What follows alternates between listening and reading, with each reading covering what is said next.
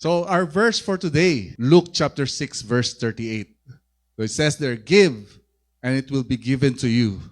A good measure, pressed down, shaken together, and running over, will be poured into your lap. For with the measure you use, it will be measured to you. Di ba? Ganda ng verse na yan, di ba? But look at the verse. The first command was give. What can we possibly give to God? He owns everything. Anong pwede natin bigay? We give because we want to honor Him.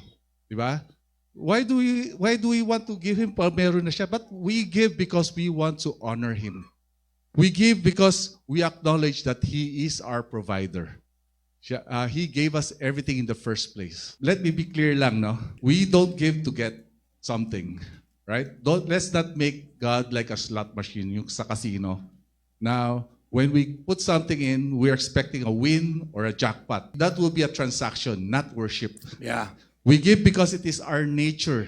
God gave us this nature to be generous, to be helpful, to be kind. God looks at the intention of our hearts and He naturally responds with abundance.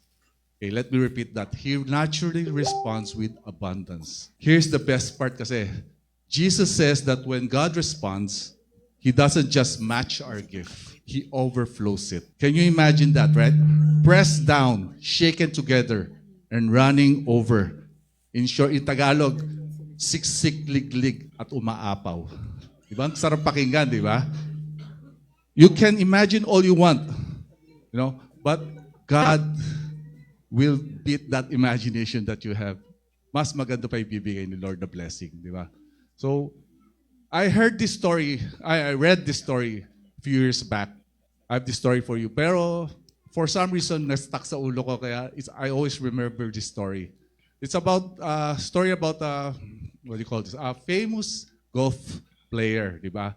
So there's this famous golf player. He's so famous that he was invited the king of Saudi Arabia.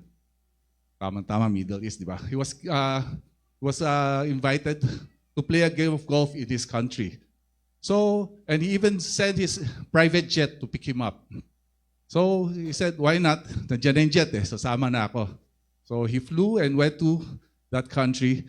And upon arrival, he was treated with royalty. It was lavish food, 7-star accommodation, and of course, the game of golf with the king, right? He had a great time playing golf with the king, and as the day ended, he was about to board his plane. The king stopped him and said, I'd like to thank you for coming to our country and play golf with me, so I'd like to give you a gift. What would you like as a gift? Sabi nung golfer, oh, di na kailangan. My experiences is so wonderful, it's enough for me. You don't have to give me a gift. But the king insisted, no, I have to give you a gift. So he said, okay, if you insist, siguro, a set of golf clubs will be nice. So, okay, oh, that's great, said the king. All right, so he flew back home. Nasa bahay na siya. So when he got home, he started thinking, what would be he giving me? The king, what kind of golf club would he be giving me? Siguro yung Swarovski, puro ng Swarovski yung golf club, di ba? Or a gold-covered golf club. Hindi gold-plated, gold talaga.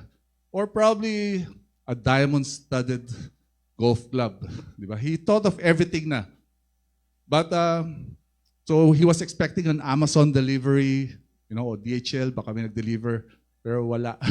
So weeks passed, there was no delivery, so he thought probably the king had forgotten the gift.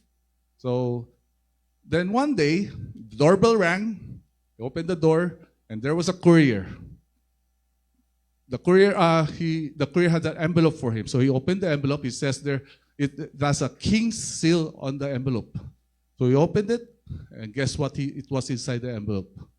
A title deed for a 36-hole golf course club.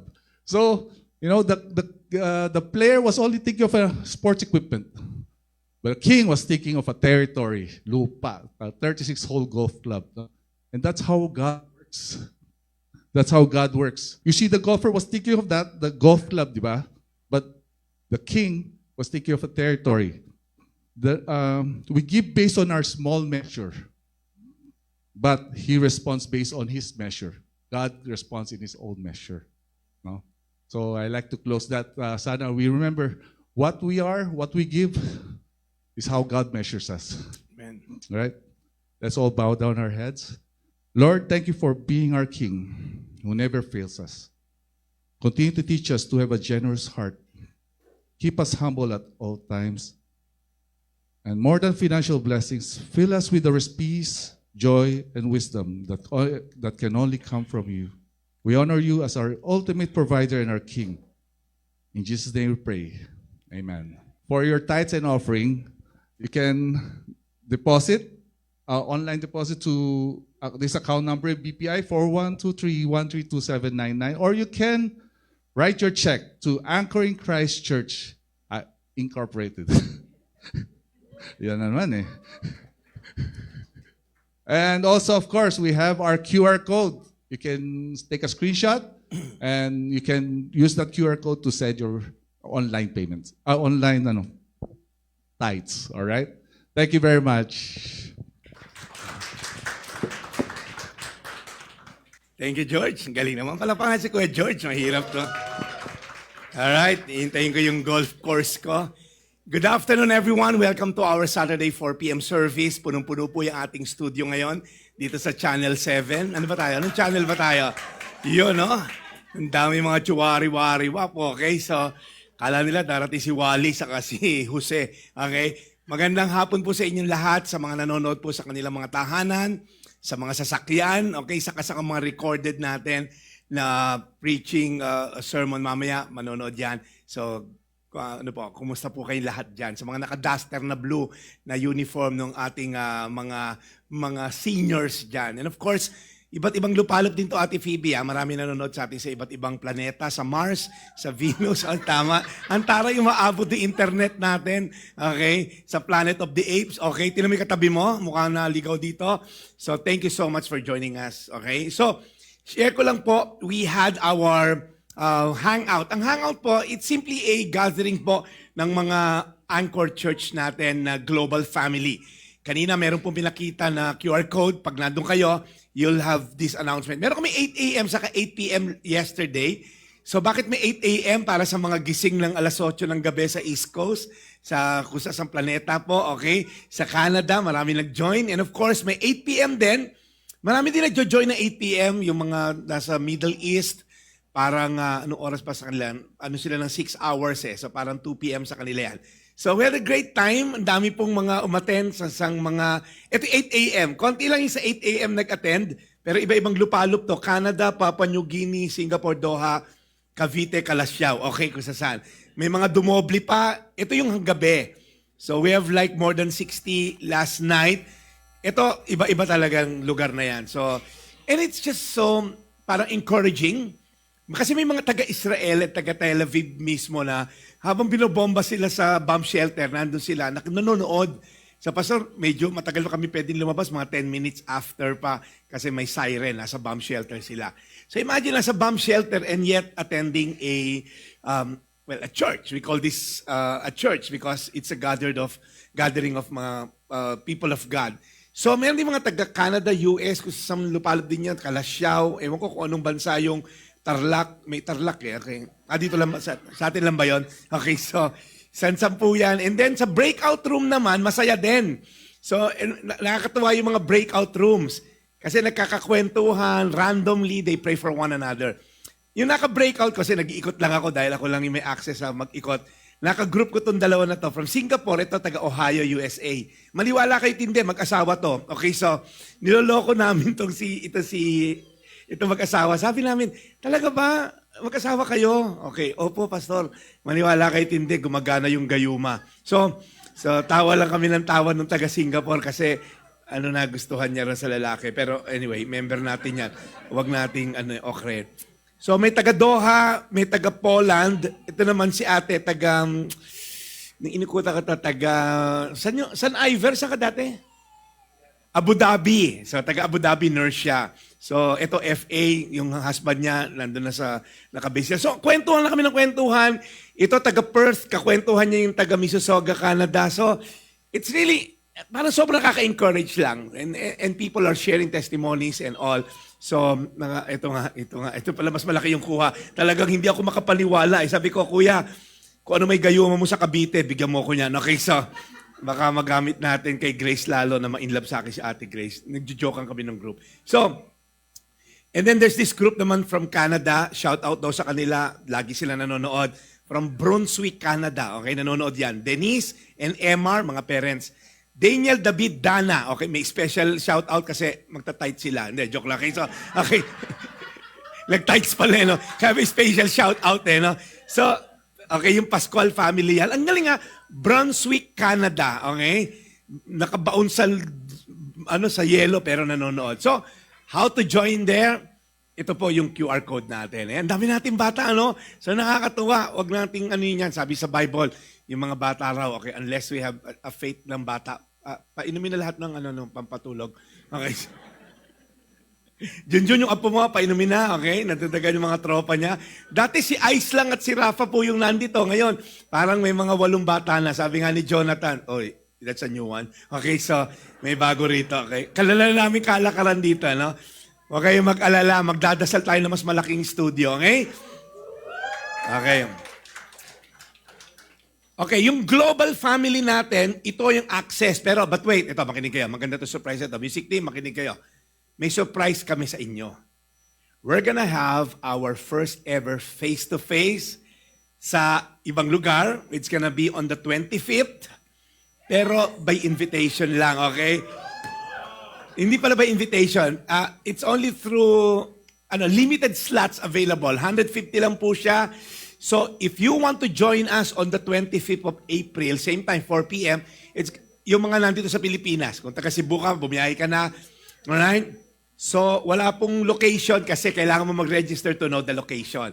Baka magpuntahan kayo, sa inyo kami, medyo limited po yung lugar. Okay? 150 slots lang po. So, if you want to join on the 25th, that's gonna be more than a month from now, scan the QR code, you'll be directed to a site po na pwede kayong mag-sign up if you want to join our face-to-face. 150 slots lang po yung available.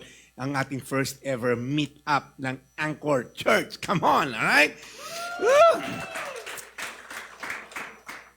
Kaunting balita lang. Kahapon naman, we had the hospital visitation kami ni Ryland. One of our leaders dito, nag-hospital visitation kami ni Ryland. Naka-uniform pa ako, no? So, yung binisit namin, tatay ng isa nating member sa online, palliative care na. So, 87 years old. Ibig sabihin, hinihintay na lang pong pull yung plug. In fact, few hours after we left, namatay na po yung dad o yung husband po ni mother. And thinking of that, I was just reminded na really life is short. Na kahit gaano tayo katanda, the Bible says, and just as each person is destined to die once. Ano yung sabihin? Hindi katabi mo. Sabi mo, mamamatay ka rin. Hindi, okay. Hindi, one day. We're all gonna die once. And after that, Mamu, we're gonna face judgment, okay? Si Mamu, bata pa yan, okay? Matagal pa yan. You see, look up here. If you're thinking you're gonna live forever physically, it's not gonna happen. Kahit gaano pang pabelo mo dyan, pa-IV clinic mo yan, gravity will take over, okay? Kami ni Pastor Patrick, kaibigan ko kayo sa seminary, yung sa noon yan, kita na, halata na, okay? It will take over. Alright, I'm 36. Obviously, yung tabako, yung tanda ko, 36 na po yung waistline ko, okay? Humahabol yung waistline ko sa edad ko eh. I'm 52, okay? Ate Fifi, magka-edad waistline natin, wag kang gumanyan. Kilala ko waistline mo. So sabi dito, just as each person is destined to die once. Everybody say once.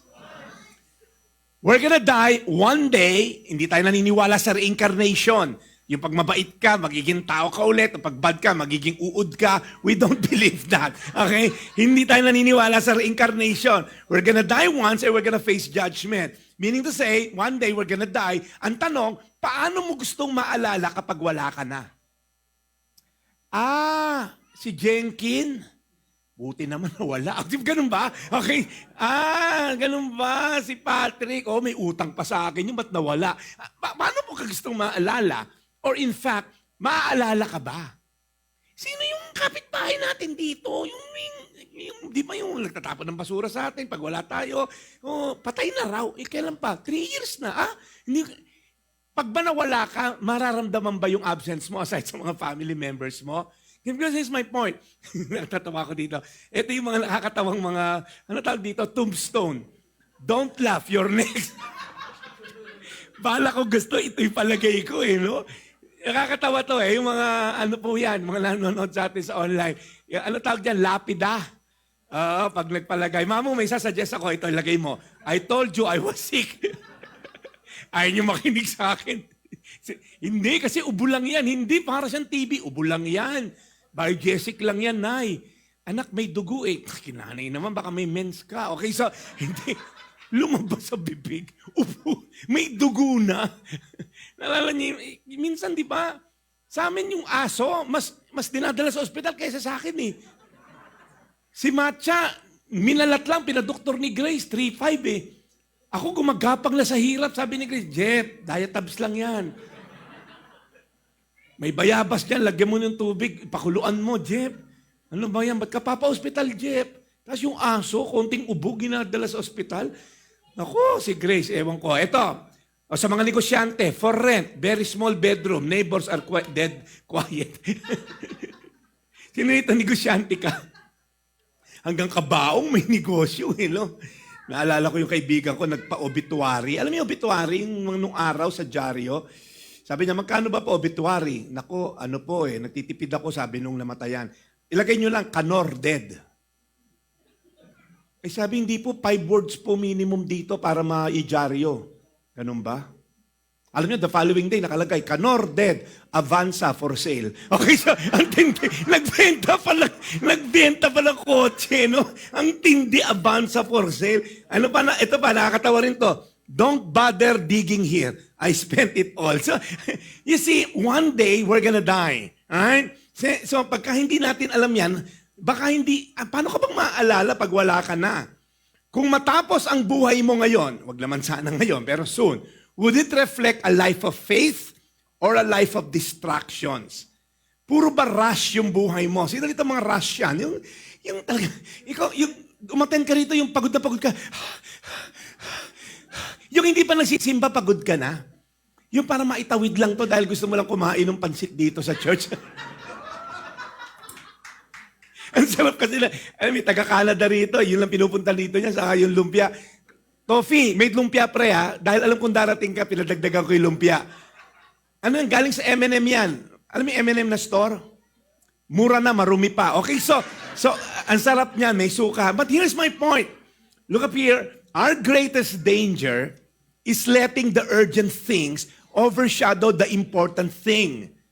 We got parang crowded with a lot of urgent things. Right? Sa mga kabataan dito, dami mong gustong gawin, ma-accomplish. Puro urgent. Yung importante, dinate mo yung nanay mo, hindi mo nagawa.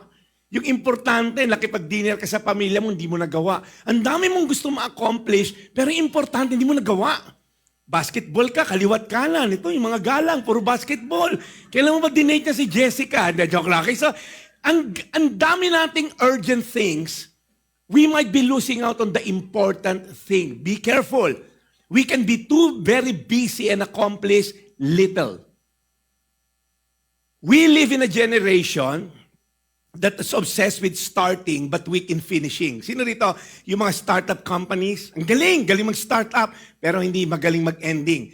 We are so focused on success but not on significance. Ang lakas bumenta, puro negosyo, pero nakakasira sa health. Ang ganda, successful ka sa mata ng tao, sinira mo naman yung pangapamilya. Right? We are focused and busy building a name but neglecting a legacy. Everybody say legacy.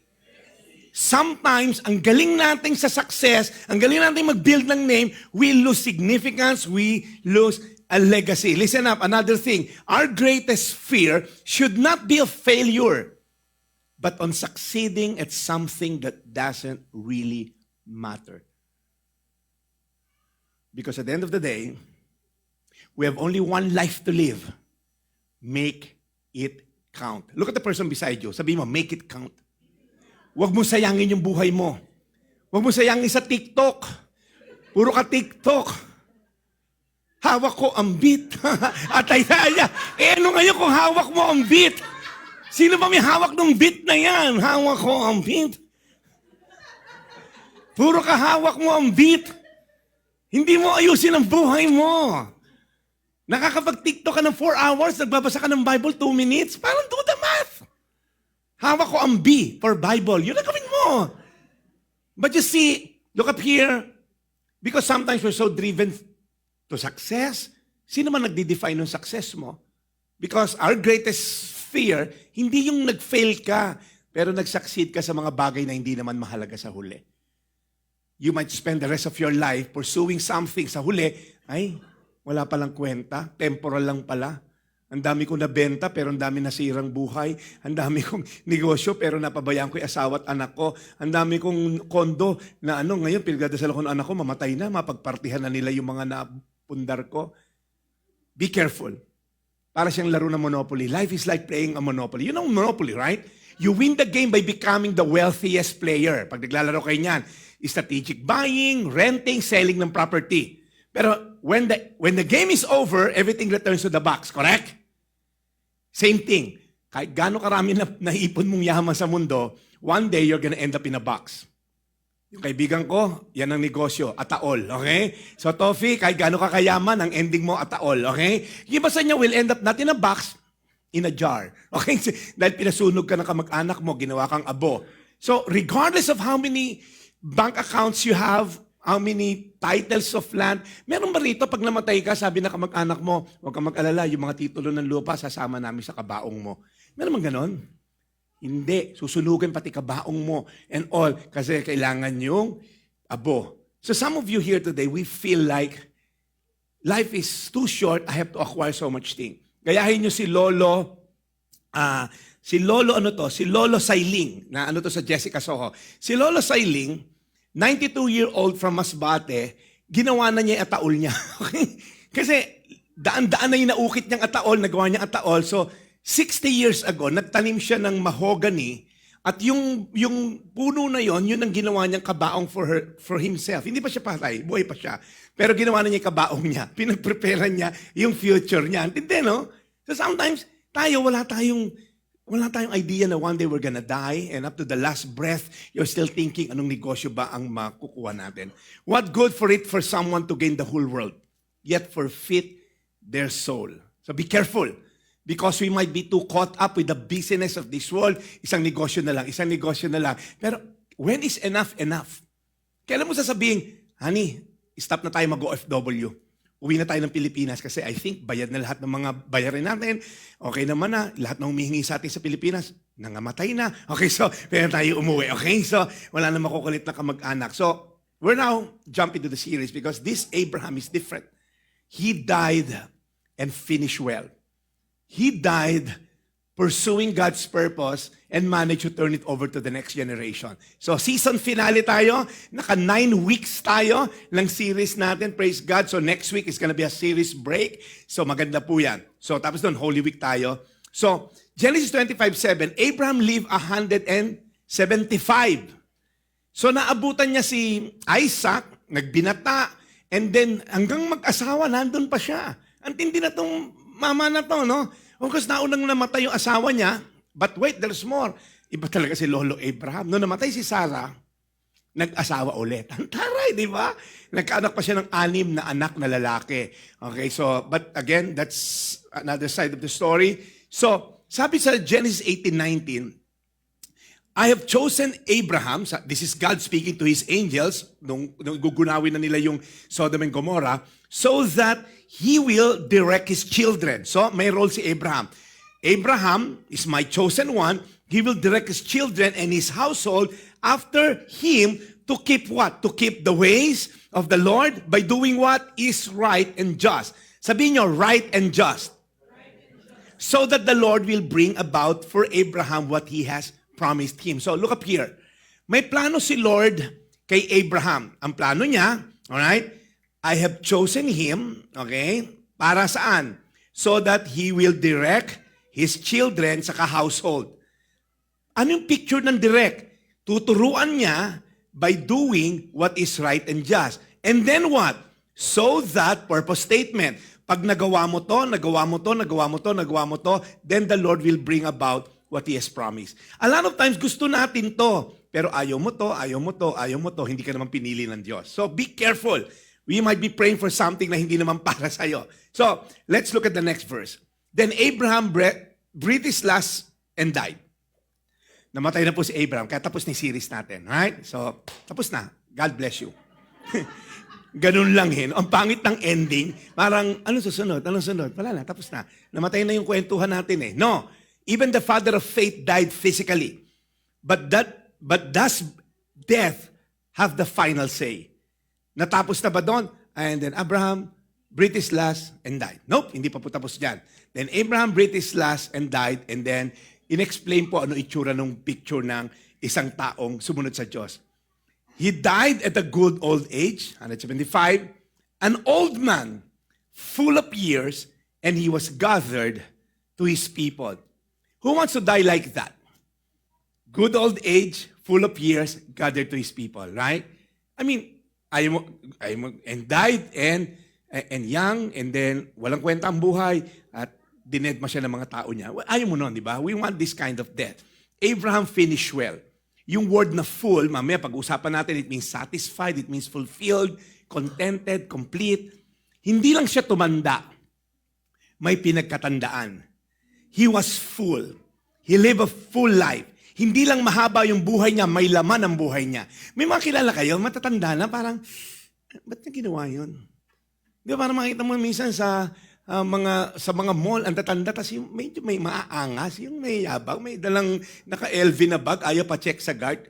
Alam mo ba, yung butonis pa lang natin, mas mahal pa sa'yo. Ay, naray, butonis mas mahal sa gwardiya. Makakita na ba yung ganon? Wala. O, hindi kayo nagpupuntang mall. Ako nakakita ng ganon no? So, what's a picture now of a life that is full? Ano ba yung nangyari sa buhay ni Abraham na pwede natin sabihin, ako Lord, sana maging ganyan din yung buhay ko. Alright? So let's jump to it. Number 1, Abraham left a legacy. Everybody say legacy. Hindi lang siya nag-iwan ng yaman. Kasi minsan ang goal natin, and there's nothing wrong with that. Right? Sila sila Rafa, gusto mong iwanan ng yaman, di ba? Sino dito may minana ka sa lolo mo? Wala, di ba? Puro hika, alta presyon, minamana natin, puro diabetes. May taga-media ba rito? Yung diabetes? Okay, Kuya Alan, ikaw, ano minana mo sa lolo mo? Normally, pag tayo mga Pinoy, yung ilan lang sa atin yung may minana talaga sa lolo, di ba? Kung mayamang Chinese yung lolo mo, di ba? Henry si lolo mo, di hanggang apul sa tuhod. But sometimes, tayo, ang goal natin, maiwanan ko lang ng magandang kinabukasan. And there's nothing wrong with that. Pero hanggang pera lang ba pwedeng iwanan? Because kung di mo naayos yung anak mo, yung perang iniwan mo, kayang ubusin sa Okada ng isang gabi yan. I watch this, parang reels. Maganda yung pagkakakwento niya, pagkakasabi niya. Hindi ko maalala kung tama. Sabi niya, if you raise your child, you can spoil your grandchildren. Okay? If you raise your child well, you can spoil your apo. Pag binaligtad mo, if you spoil your children, you have to raise your apo. Kasi kung yung anak mo, in-spoiled mo, yung apo niya, papabayaan yan. Nagpalaki ka ng spoiled, irresponsible din sa apo yan, sa apo mo. Kaya yung mga lolo't lola na nagpapalaki ng apo, ayan, mga anak ni Jun, ayan, mga apo rito, no? So, be careful. Because if you're spoiling your children, yung apo mo, ikaw magpapalaki dyan. So sabi dito, and he was gathered to his people.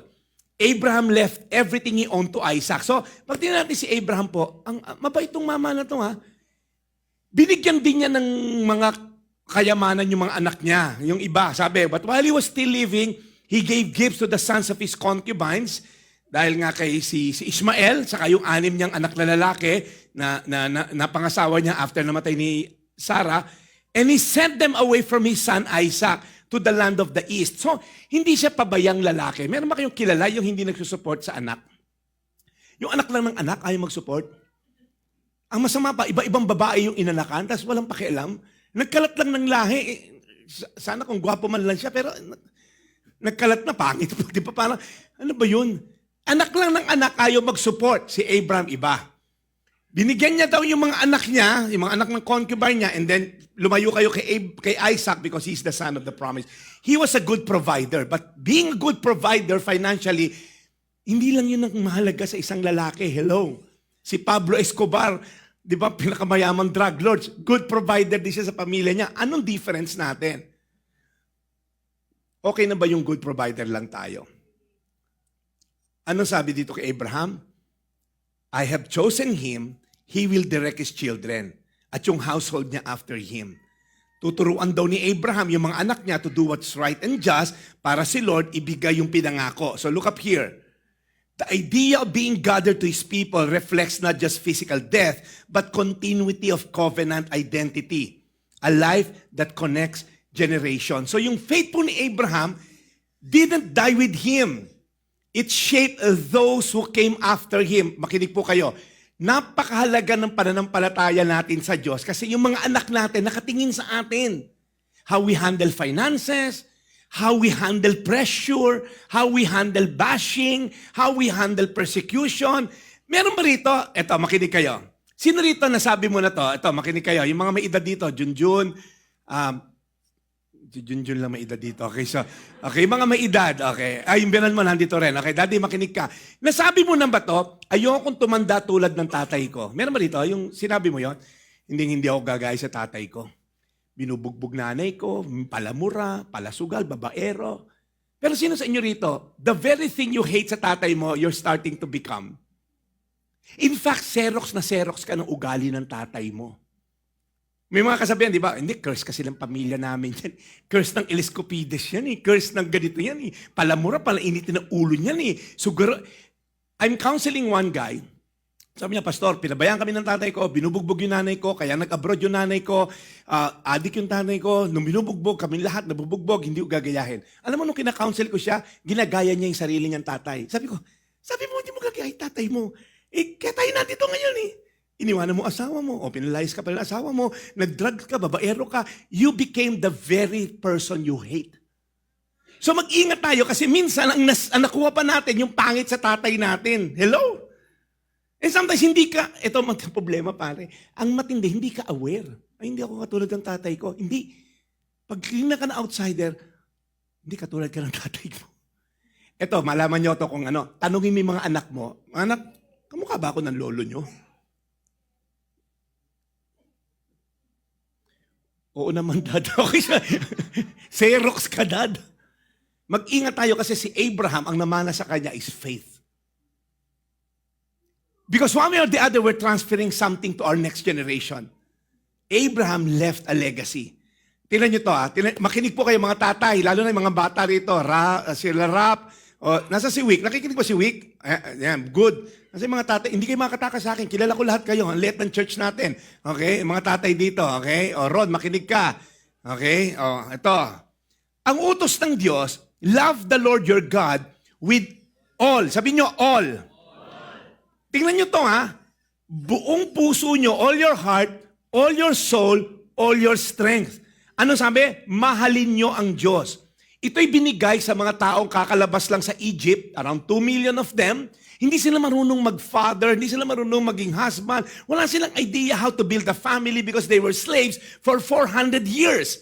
Lumabas sila ngayon sa Egypt to Promised Land. Bago kayo makarating ng Promised Land, etong binigay ng Diyos, yung Shema. Mahalin nyo ang Diyos nyo ng buong puso at kaluluwa at buong kalakasan nyo. Ano mangyayari pag minahal nyo?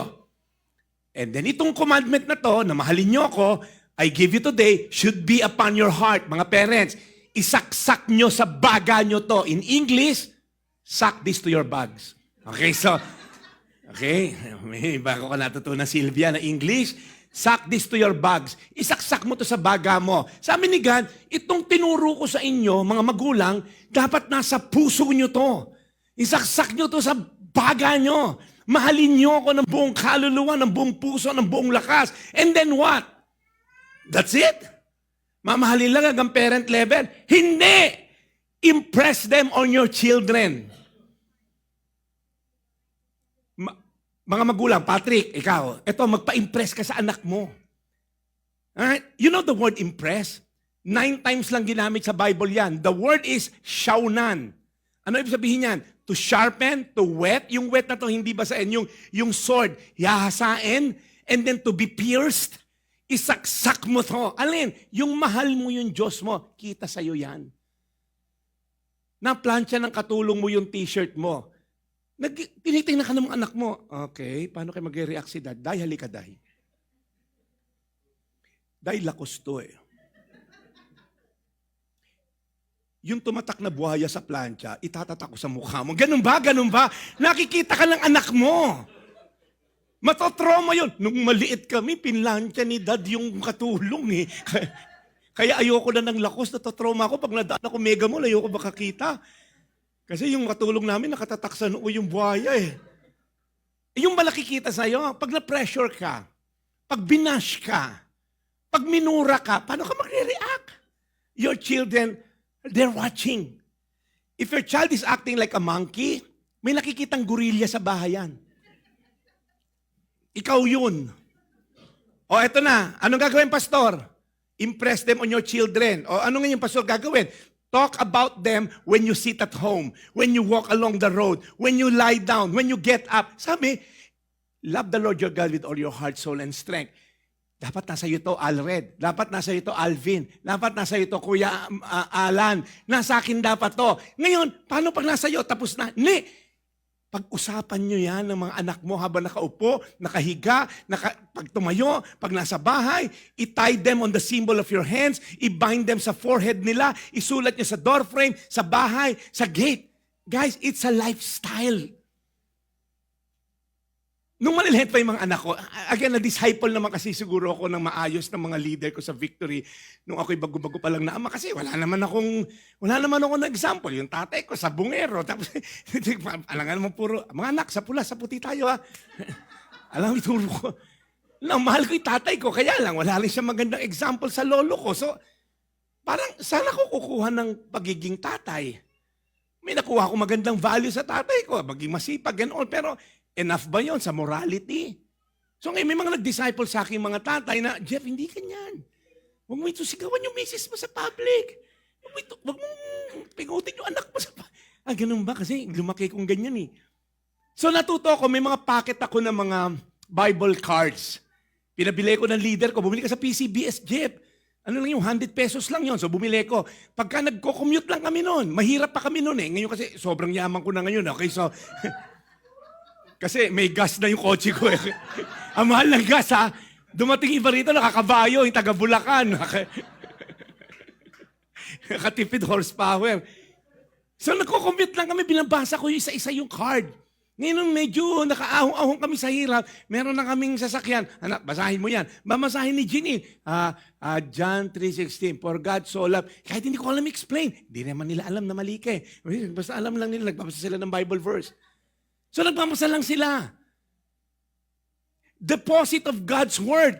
Pastor, hindi ko alam kung saan bibili. Sa Lazada, 169 lang. Kaya na, bumili ka na sa Shopee. Kasi, ala kang pera, bibigyan kita. Nandyan yung link. Sabi mo sa akin, ako magpapadeliver sa bahay mo. May mga nabibili pa palang ganyan, Grace, 60 pieces Bible verse card, 169 pesos. Kasi, bakit kailangan mong depositohan yung anak mo ng salita ng Diyos? Makinig ka. Sa una, awkward to. Sa una, Patrick, week, ay, ang corny, Bible verse, pampastor lang yan. Hindi. Pag kami deposit ng Bible words yan sa anak mo, may fear of the Lord, may mawi-withdraw yung anak mo.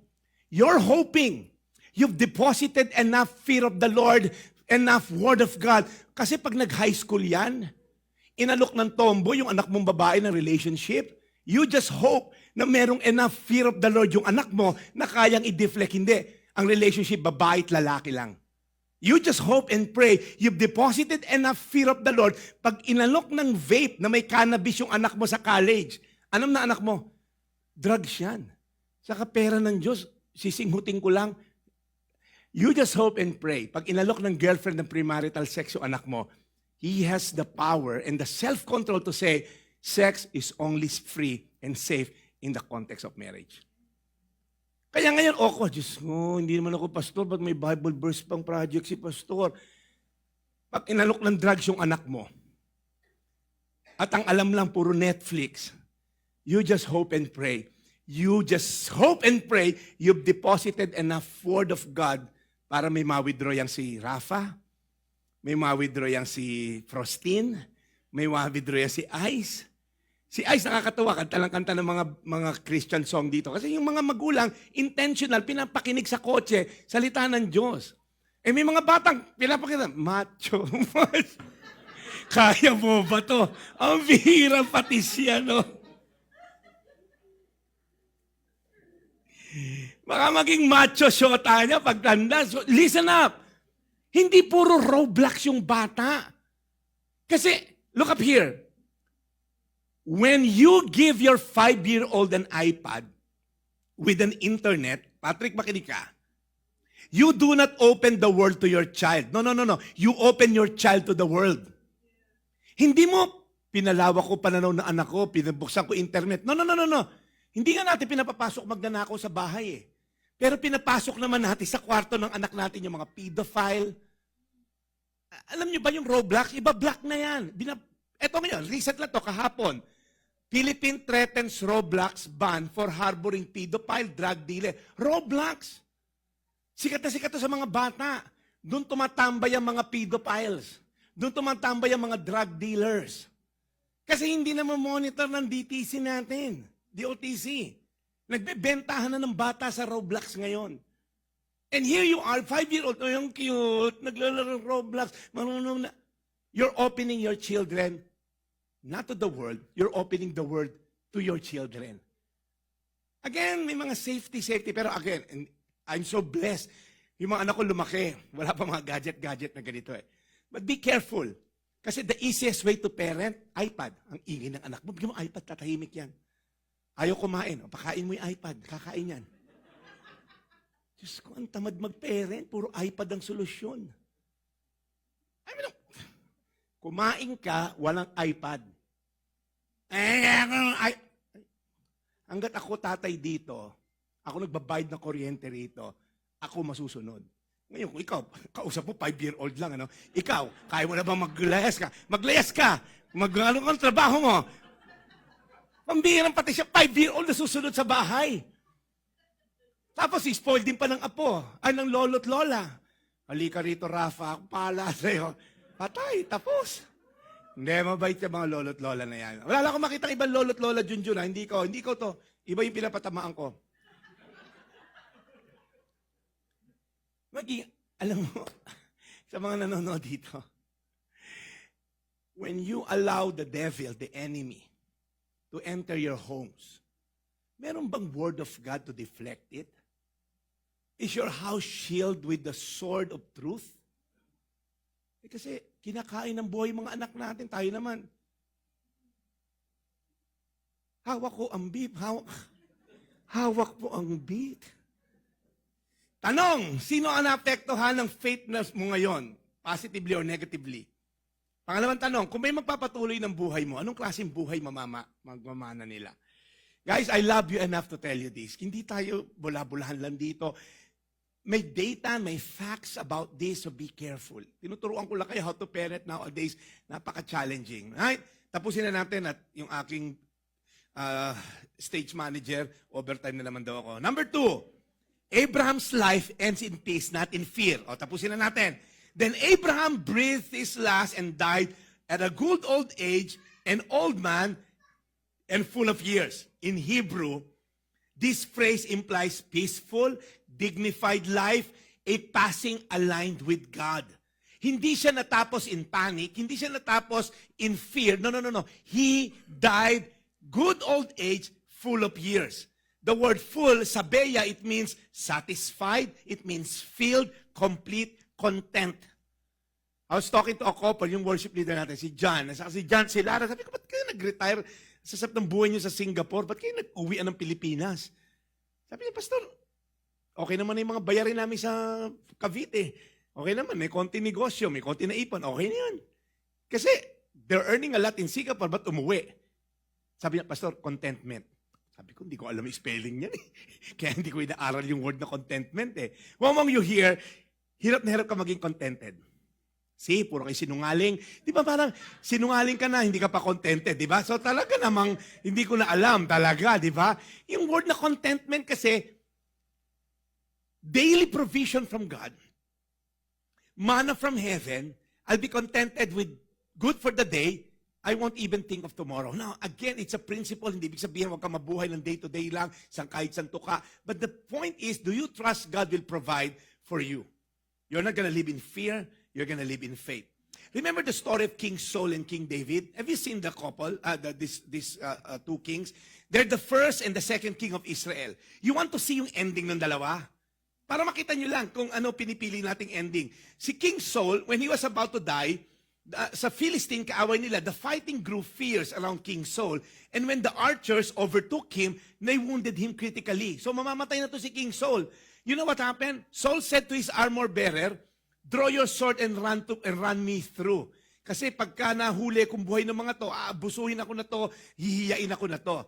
Ayaw nung armor bearer, di ba? Why would I kill a king? His armor bearer was terrified and would not do it. You know what Saul did? He took his own life. What a pity, isn't it? He's a king, chosen, right? I mean, anointed by God.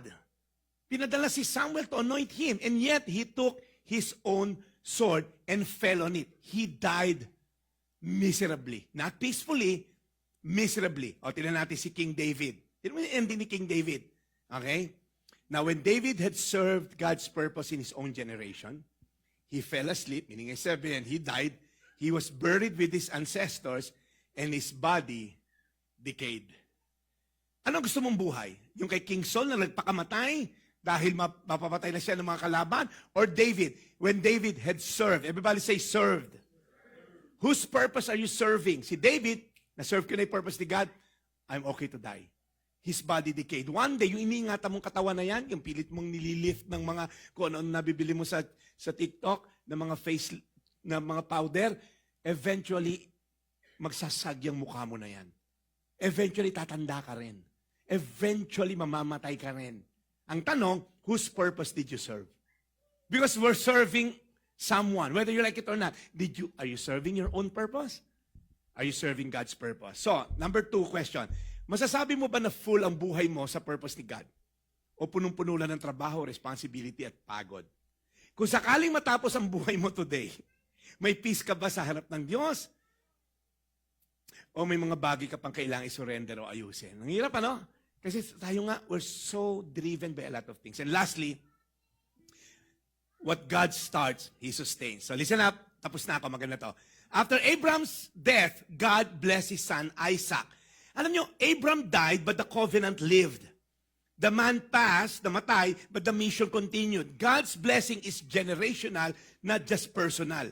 You see, God is faithful even after loss. Listen up, sometimes may namatay sa pamilya natin, feeling natin, wala na, paano na to? Wala na kaming buwenta. No, may Diyos tayo. Right? Abraham died, God bless his son. Isaac just lost his father. In ancient culture, it's losing a community, identity, security, covering. But immediately after the loss, ano sabi? Namatay, and then God bless his son Isaac.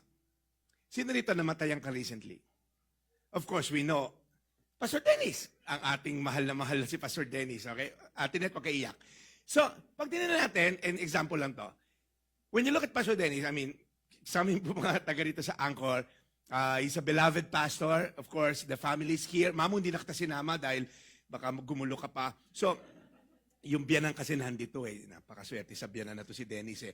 So, of course, si Atinet, and of course, yung mga anak nila si Chelsea and si Robin. Pastor Dennis left, kulang yata ng komedyante sa langit, kinuha siya, inuna siya. Okay, so, nasa langit si Pastor Dennis, naiwan ng 3 mag-ina. They could have wallowed in defeat. Malas tong church na to, tayo dito. Pero bumabiyahe to all the way from Bulacan. Every Saturday, may dalang sang katutak na ulam, si mother nagluluto. Sabado ngayon, di ba? Tuesday pala nagluluto na, kaya pagdating dito, medyo maasim-asim na. Okay, so, hindi. Umaga pala ng Sabado, nagluluto na, kaya may pagkain kami lagi dito. And they're doing it out of abundant heart. Bakit ganon? Right? Si Pastor Dennis, nagkukwentuhan kami before siya mamatay. Pastor Jeff, meron kami start na negosyo. Kaya lang, may konti pang ayusin. So, when I talk to Net, nung wala si Pastor Dennis, ano ba plano mo, Net? Ang dami pang ayusin, Pastor. Pero, lo and behold, si Lord inayos lahat. So, dinedicate namin yung place. Ayan, itong Toke Tempura, kung magawi kayo. Ngayon, libre siya pag napunta ka ngayon. Yung mga taga-studio. Yung mga taga-studio lang, ha? Pumunta lang po kayo sa Walter Mart Baliwag. Dayuhin natin yan. Lusubin natin. Pag nagawin ka, kunyari, sadyain mo na para tulong sa pamilya. Kunyari, pupunta kang Tagaytay. Mag-U-turn ka sa Baliwag. Dahil nga muna tayo ng Walter Mart Baliwag. Tapos pag U-turn mo, punta ka na ng South, okay?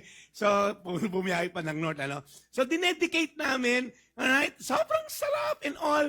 So, here's my point. Hindi sila pinamambayaan ni Lord. Kasi alam mo, pangako ni Lord, I'm the father to the fatherless, defender of widows. Is God in His holy dwelling. When you serve God's purpose, siya bahala sa iniwan mo. Pag tinignan mo yung mga iniwan ni Pastor Dennis, parang hindi nagugutom to. Ang dami nga magdalang pagkain dito eh. Siya nga sila dahilan kapag kami nananaba ngayon. So Pastor Dennis, itong biyanan mo, hindi ko alam. Parang addict sa church. Biyernes pa lang dito na natutulog yan. Oftentimes, when earthly covering is gone, divine coverings becomes clearer. Kasi minsan, pagka mayaman ka, daming parang si Lord nakakalimutan mo eh. Subukan mo mawala yung mga yan. Ma-realize mo kay Lord kakakapit. Tama? Kaya ikaw na nag-ihirap ngayon. Baka si Lord kiniklear lang niya yung mga fog and all, mga magugulit, para makita mo, divine covering pala ang kailangan ko. So let me end. May nawala ba sa buhay ko, whether tao ba yan, opportunity or season na nawala, na nahirapan ako i-let go? Nahirapan ako makita si God sa gitna nun. Ano yung practical step ko this week para maging intentional ang paglapit ko sa presence ni God? So whether it's prayer, community, or word. You know what God starts? He'll make sure He'll finish it. He'll sustain it. Amen? And I want to encourage you today, as we sing this song, kasi maganda itong kakantayin natin, I want to encourage you. Ang buhay ni Abraham, hindi siya perpekto. Inaral natin yan for 9 weeks. Sasablay, babalik, gagawa ng altar, sasablay, gagawin altar, bebenta misis, okay, gagawa si Lord. Pag nakita mo, it's all peppered with the grace of God. Buong buhay niya, puro grace of God, grace of God, grace of God, grace of God. Bebenta rin kay Abimelech, papawiin na naman ni God. So makita mo, makaka-relate ako dito kay Abraham. Hindi naman siya perfect.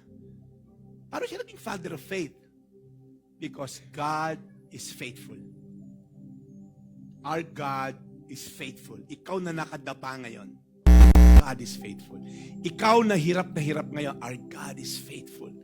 Ikaw na parang feeling mo, wala nang laban tong buhay na to, our God is faithful. Amen? Sabi mo nga, our God is faithful. Gawin mong personal, my God is faithful. He's gonna finish what He started. Right? Sinimulan niya, tatapusin niya. Now, ikaw nasa gitna ka, you just have to enjoy the journey. It's not gonna be always fun. It's not gonna be always ang saya. No. May downtime. But the good thing is, we're always moving. We're constantly moving. Direction determines destination. Basta tama ang tingin mo, dadaling ka dyan ni Lord. He'll carry you through. All things will eventually work for good. For those who love God. And those who are called to His ending, to His purpose. So I want to encourage you today, let's all stand in the studio. For those of you watching us online, let's all stand. We're going to sing this song. The same God that Abram worshiped is the same God that we're going to worship and we are worshiping. So kung ikaw po ngayon, nasa kalagitnaan ka ng doubt, sa kalagitnaan ka ng takot, nasa kalagitnaan ka ng paghihirap, remember, our God is faithful. Lord, we thank You. We glorify You, Lord God. We lift up, Lord God, the name that is above all name. As we sing this song, God, the same God that Abraham worshiped is the same God we're worshiping today. The same compassionate God and gracious God and merciful God na nagsalba kay Abraham sa maraming mga problema. Lord, it's the same God that we're worshiping today. You're the same yesterday, today, and forever. Kaya Lord, palakasin mo na may pananampalataya namin. Just like that man in the New Testament who said, Lord, help me with my unbelief. Tulungan mo ko, Lord God, kasi I'm in the verge of giving up. Some of you are in the verge of doubting God and turning away from God. But don't give up, because our God is faithful. He's the same God who heals, the same God who restores, same God who can save us. Let's all sing this song. Yes, Lord, that's our prayer, Lord God, this afternoon, that you fill us, Lord God. Panginoon, huwag niyo po kaming hayaan, Lord, na kulang. Huwag mo kami hayaan, Lord, na kapos ng iyong presensya, Lord God. Lord, we love the part of that song, Lord God, that you are the same God na sinamba, Lord, ni Abraham, sinamba ni Isaac at ni Jacob, Lord God. So, Father, right now, we ask that you bless us, Lord God, with that presence. The same God, Lord, who calls us. The same God, Lord, na tinatawag mo kami ngayon to come to you, Lord God, those who are weary and heavily laden, because you're gonna give us rest. The same God, Lord, na bumaba dito sa lupa upang iligtas kami sa aming mga kasalanan, Lord God. Father, right now we ask, huwag niyo po kami hayaan, Lord, na kapos, spiritually speaking. Huwag mo kami, Lord God, hayaan na laging longing na kulang. Lord, fill us, Lord God, with your presence. Fill us, Lord God, because once we're filled, Lord God, we will not long for anything else, Lord God. Apart from you, Lord, we can do nothing. So, Lord, dinadalangin ko ngayon, mga nandito, Lord, sa studio na to, and even the one watching, Lord, sa ngayon sa online, and even the people who's gonna listen to the recording and watch it. Lord, we ask, Lord God, for your grace.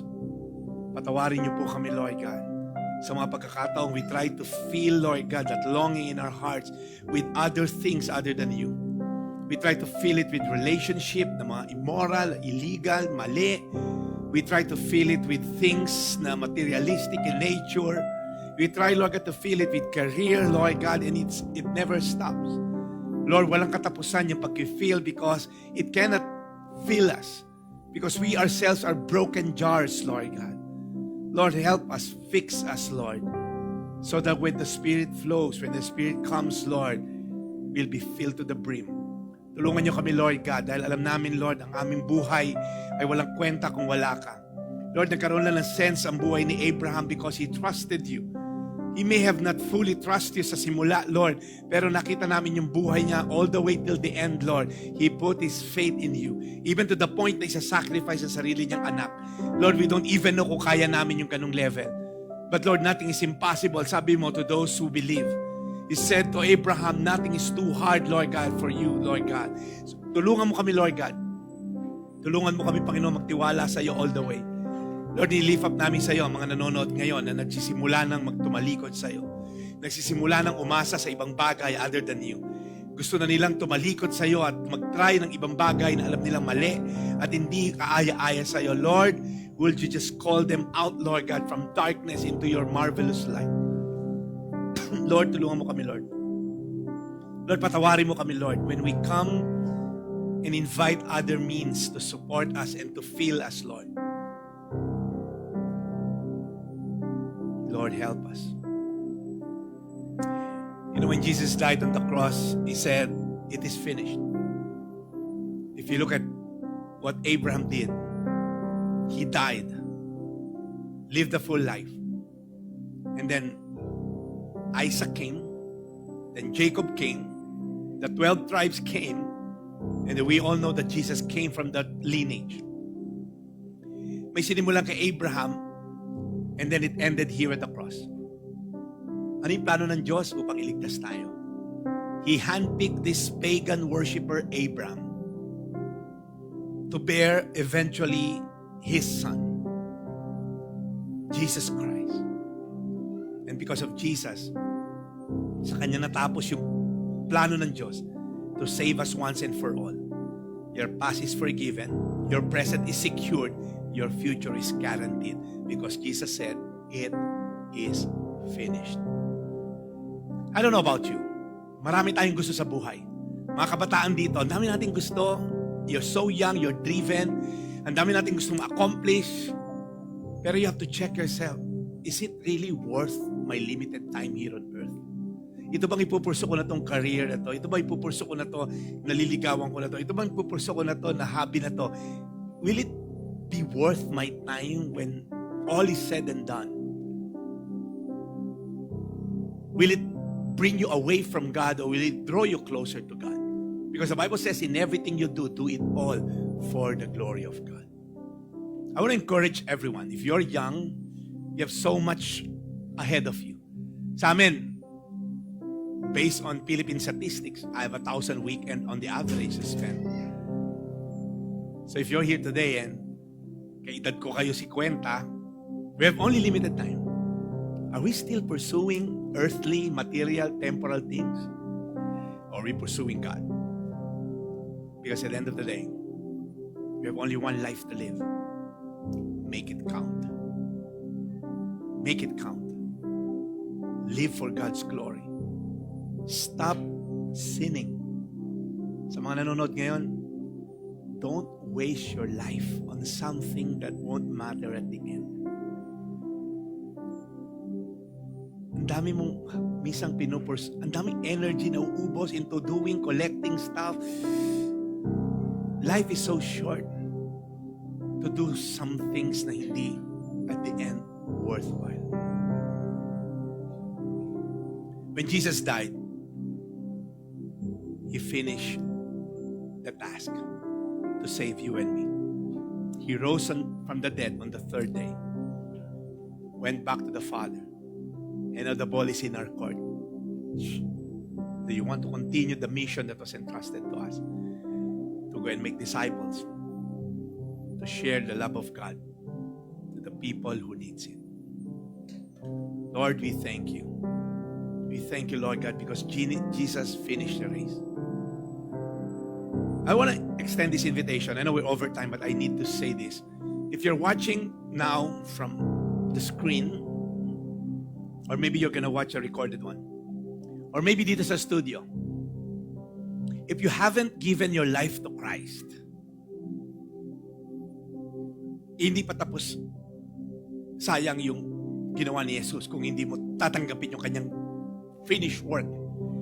Some of you want to go to heaven, but you don't want to be under the lordship of Jesus Christ. So hindi pwede. Because sabi ni Jesus, I am the way, the truth, and the life. Walang makakapunta sa langit maliban sa akin. So it's only through Jesus you're gonna go to heaven. Other than that, I don't know. No other way. Not by good works, not through the mother, not through other saints. No, only through Jesus Christ. I am the way, the truth, and the life. No one goes to the Father in heaven except through me. He's the one who paid for your sins. He's the one worthy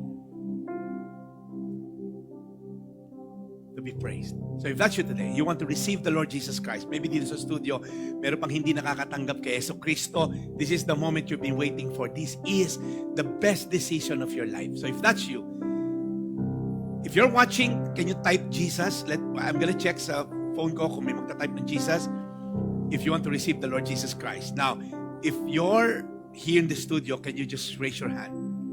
Can you raise your hand and say, Lord, gusto kitang tanggapin bilang aking nakapagligtas. This is the best decision you're gonna make. Not the course that you want to take for college. Hello. Most of the courses na kukunin nyo won't even matter. AI is here. Hello. So if you're thinking what course to make, hindi ko sabi mo ka magtapos ng college, pero hello. This is the best decision you're ever gonna make. To receive the Lord Jesus Christ. The second most important, mga single, who to marry. You don't want to end up with someone na nagmana sa tatay niya o nagmana sa nanay niya, di ba? Kung mabait yung nanay, okay. But you don't want to end up with someone na walang relasyon sa Diyos. That's the second most important, who to marry. Because the Bible says, till death do us part. But the most important, who to worship. So if that's you today, raise your hand. If you're here in the studio, I want to see if there's anybody raising, may tumatawag, sabihin mo, baka tatanggap kay Kristo yan, sabihin mo, busy ako. Dati sabihin mo, tumatanggap na siya kay Kristo, okay? But, okay, may nag-type ng Jesus sa audience natin sa studio, sa Facebook, praise God. So anybody here sa studio, you want to receive the Lord Jesus Christ, just raise your hand. Kung wala, perfectly fine. Baka papunta naman na kayo langit lahat, okay? But some of you, if you're not sure if you're gonna go to heaven or not, this is the moment. Alright? Sige. Habang nakataas yung kamay ng mga nasa audience natin, can you just pray this prayer with me from the heart? Sabihin mo lang, Lord Jesus, I know I'm a sinner. and I cannot save myself. But starting today, Jesus, ako po'y nagsisisi sa lahat ng nagawa kong kasalanan. Ako po'y nagsisisi sa mga maling gawa na hindi kalugod-lugod sa iyo. Simula ngayon, Jesus, ikaw lamang ang aking sasambahin at pupurihin magpakailanman. Thank you, Jesus, for dying on the cross so that I may live. I now accept you, Lord Jesus, as my Lord and Savior. This is my prayer. In Jesus' mighty name. Amen. Amen. Amen. Amen. Praise God. Praise God. Thank you, Jesus. All right. Wow. What a way to finish our series. Again, if you want to join our April 25 Saturday 4 p.m. service, scan the QR code. Pag wala ka invitation, you cannot enter the place. Sorry. Meron siyang scanner na tumataas. So, and also, baka na-miss out yung tithe and offering. Here's the tithe and offering. And scan the QR code. God bless you. I will see you next week.